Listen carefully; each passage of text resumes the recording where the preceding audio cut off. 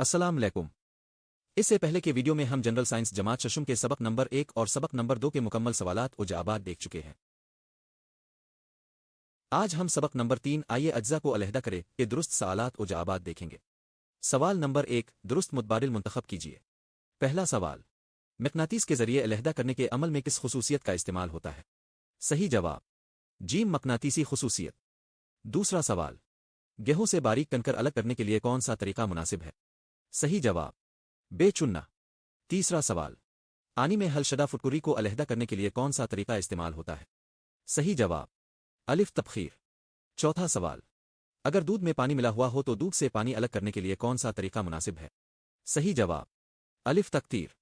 सवाल नंबर 2, सही या गलत बताइए, अगर गलत हो तो वजह भी बयान कीजिए। पहला बयान, माए में हल ना होने वाली शय को अलग करने के लिए अमल तकतीर इस्तेमाल करते हैं। जवाब गलत। वजह, माए में हल ना होने वाली शय को अलग करने के लिए छानने का अमल इस्तेमाल किया जाता है। दूसरा बयान, मकनातीसी खुसूसियत की मदद से कचरे में मौजूद तमाम धातों को अलग किया जा सकता है। जवाब गलत। वजह, सिर्फ मकनातीसी धातें जैसे लोहा, कोबाल्ट और निकल ही मकनातीस से अलग की जा सकती है। तीसरा बयान, समंदरी पानी से नमक अलहदा करने के लिए तह नशीनी का अमल किया जाता है। जवाब गलत। वजह, समंदरी पानी से नमक हासिल करने के लिए तबखीर का अमल इस्तेमाल किया जाता है। चौथा बयान, अनाज में से हल्का कचरा अलग करने के लिए पिच्छेवनी का अमल किया जाता है। जवाब सही। पांचवा बयान, वजनी और हल्के दो मायत को अलहदा करने के लिए चुनने का तरीका इस्तेमाल करते हैं। जवाब गलत। वजह, वजनी और हल्के मायत को निथारने के तरीके से अलग किया जाता है। सवाल नंबर 3, अमल तकतीर कुन आमेज़ों के लिए इस्तेमाल होता है? कैसे?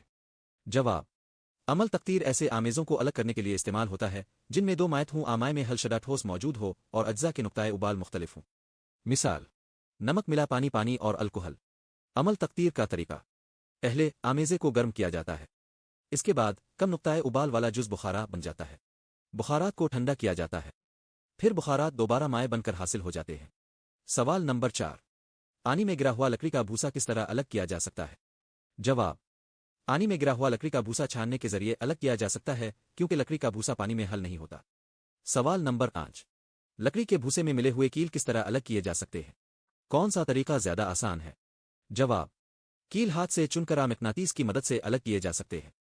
ज्यादा आसान तरीका मकनातीस का इस्तेमाल है, क्योंकि मकनातीस सिर्फ कील को अपनी तरफ खींच लेता है और लकड़ी का भूसा अलग रह जाता है।